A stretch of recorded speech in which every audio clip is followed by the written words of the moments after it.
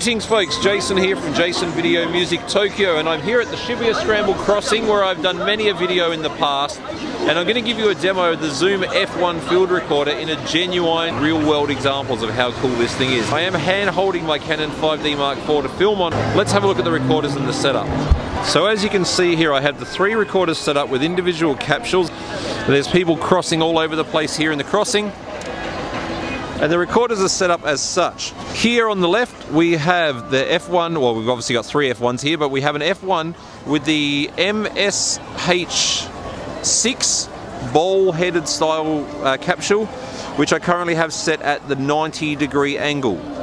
Then I have this one sitting here with the XY capsule, which I have sitting, there's no option for that one to be able to change the angle except on the unit itself. You can manually turn those from 90 degree to 120 degree, and I've got that currently sitting on 90 as well. Then we have the MSH-6, which is the stereo shotgun mic, which you can set to being off, so it just goes a straight mono, which is great for walking around events and just putting a microphone in people's faces. And then you can also capture environment as well, which I currently have set on the 90-degree angle, which is all within the settings of the unit as well. So let's go through them individually. Here is the sound coming off. I'll put a capsule on screen so you can see which one I'm using, and I'm just going to shut up and let you hear the sound differences.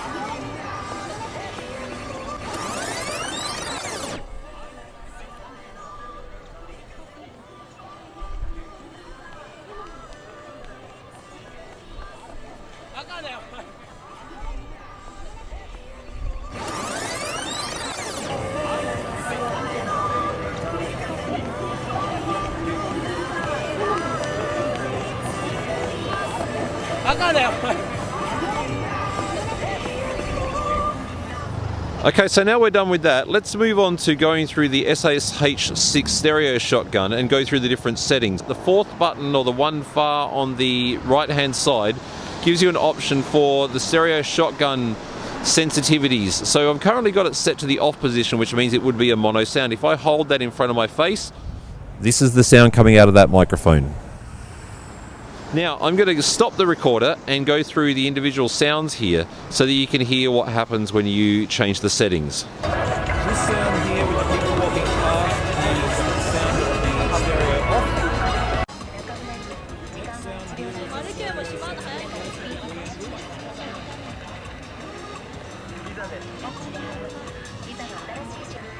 Next is the 60-degree angle.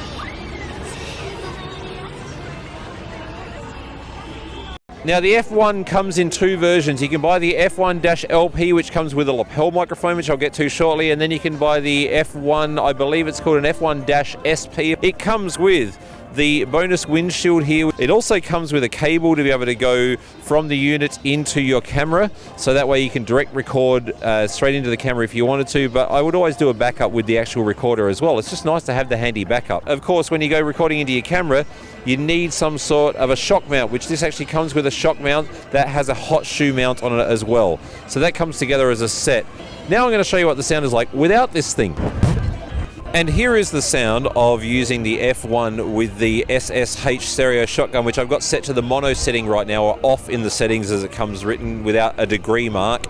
And that's what it sounds like without the windshield. Now I'm going to jump straight up to the 150-degree settings sound so you can hear the difference immediately in this environment.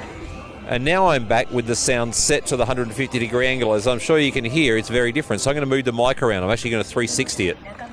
Hey, 1, 2, 3, 1, 2, 3, 1, 2, 3, 1, 2, 3, 1, 2, 3, 1, 2, 3, 1, 2, 3, 1, 2, 3, 1, 2, 3, 1, 2, 3, 1, 2, 3, 1, 2, 3. God damn, that was a long breath. That's the sound of this. So now in order for you to hear the next record, I'm actually putting my headphones on so I can judge what you're hearing at the same time in reality. Okay, so now we're on the 150 setting and you can hear it's a very different environment of sound. And as I turn the unit, my voice almost disappears in the middle and then comes back quite nicely to the opposite side. So you should be getting this in the left-hand side now, and you should be getting this in the right-hand side now. It's a very different, dramatic difference in sound. So I'll go through the individual sounds here. So let's go back to the off. So this is the sound at the off position. This is the sound at the 30-degree position. If I just do give you an idea. Now we are back recording at the 60-degree position. You can hear and you can hear the environment around me. Now I'll turn it off and jump to the 90-degree position. The dramaticness of the stereo really changes a lot there. And also the way it picks up the environment around me changes a lot from the 60 as well. We'll turn that off now and go to the 120.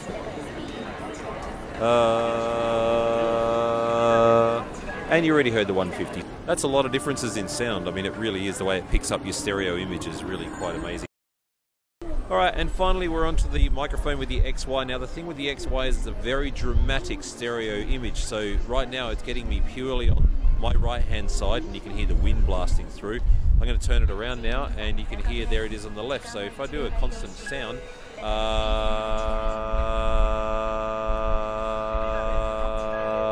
it's quite a dramatic stereo image that you get. And as the people are walking past, let's have a listen to that.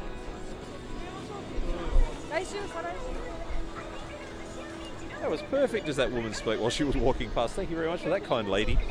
So you can hear there's a difference. Now, one thing with this one, I had the level on the others turned to 4 or 5 roughly. I've got this one up to almost 7. So this one picks up in a different manner. It's a really good directional mic. So if I even turn off, like this is pointing directly at me right now. If I even turn off that much, you can hear the sound starts to disappear and changes. I'll mute the sound in the editing and slide them around because it gets a bit of a noisy click in the recording. But here's what it sounds like going to 120 with the environment. Wasn't as loud as I thought, so I didn't have to mute it in the end. So here's the difference in the sound if I do the R test.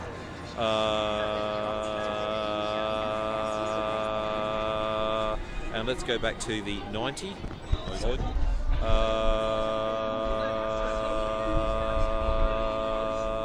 And that'll give you a pretty good idea. So you get a different stereo image sound when you're on the 120 versus the 90. And it's individual taste as to what you like the sound of. That wind really blasts in there too. And of course, one other very important feature of this unit, which is fantastic and what most people will probably be buying it for, is using it with the lapel microphone so you can walk around and do interviews. Now the great thing about using the lapel microphone is that I can turn around and walk away from you and the sound is still capturing perfectly while I'm this far away from the camera. Because everybody has a mobile phone these days, what I'm finding I'm having issues with is when I use a wireless microphone out in the field at a trade show or in some sort of an event, there are so many people with mobile phones and wireless signals getting around that it's actually interfering with my recorder. But with this thing, I could walk a kilometer away and my sound will still be picked up and you can have it in the video. That is, I think, the single greatest thing about this. Now, of course, I would normally hide the cable. I'd tuck this in and there's a belt clip on here. I will actually throw in here the one thing which I even told the guys at Zoom that is an issue with this unit is that when it's on your belt clip, if you're sitting down, that gets a bit too much pressure on it, and they actually said that a few other people have complained. You could just simply put a right angle adapter on the end, which is what I'm probably going to do when I use it. The actual microphone itself picks up sound quite differently, as you can hear now, but it's picking up my voice. On the far right side button here, it does have a level control which you can adjust even while you are recording. So I'm going to turn off the limiter, which I currently have on for safety. So the limiter is now off, and I'm going to go through the settings for you with everything, and I'll tell you what it is while I go. Here we go through, and be prepared. This sound is going to get a bit crazy. I'm not going to adjust this in the editing, so just be ready. So this is the auto setting. This This is the low minus, and I'm going to speak at the same volume throughout everything. This is the low. This is mid minus. This is mid. This is mid plus, which I was using from the beginning. The original opening of my section, as I said, did have the limiter on, but I don't have that on anymore. This is the high minus. This is the high. This is the high plus. And this is the high plus plus. Now I'm back to the mid plus with the limiter on just for safety. This now is the auto setting. This is the low minus. This is the standard low. This is the mid minus. This is the standard mid. This is the mid plus, which I was using from the beginning. This is the high minus. This is the high standard. This is the high plus. This is the high plus plus. I would strongly recommend you to wear headphones, because there is a headphone output on this thing to monitor yourself as you go. Don't always rely that it's always right. That's a very crucial thing to make sure that when you get your sound right, you're recording better. As a recording tip, I always recommend setting the sound a bit lower than what you're going to think you need, rather than pushing it too high, because you can always up the level a little bit and try and clean up a bit of noise.